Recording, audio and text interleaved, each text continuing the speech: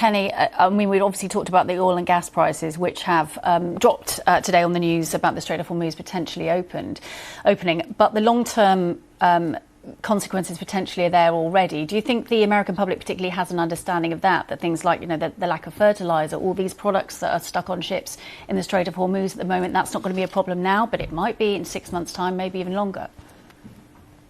A few years ago, I would have told you no, but I think Americans still have fresh in their mind the global supply chain backups that we experienced during COVID. And we saw what that impact was at that time. And that was also a time where President Joe Biden made the fatal flaw that President Trump is making today by not acknowledging what that impact is, by telling people what they're seeing and what they're feeling is not accurate, or maybe not as painful as it truly is feeling to them.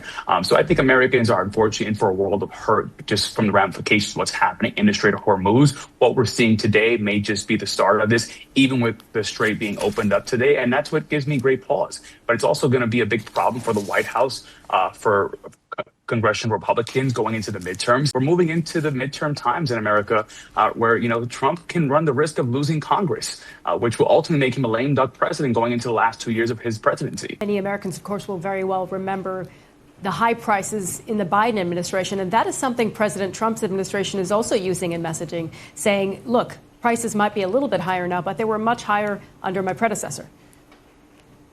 Yeah, and it's just a terrible message. You just cannot tell people, you cannot tell Americans what you're feeling could have been worse, or it was worse, or it isn't as bad as you think. When people feel the pain in their pocket, when they feel that they're struggling to put food on the table for their families, or have real nihilistic views on what the future can be in their communities, that is a recipe for disaster for our communities, but also a recipe for disaster for the politicians in power. The economy is these one constant that can really bring down even the most powerful of elected officials, and Donald Trump is no exception.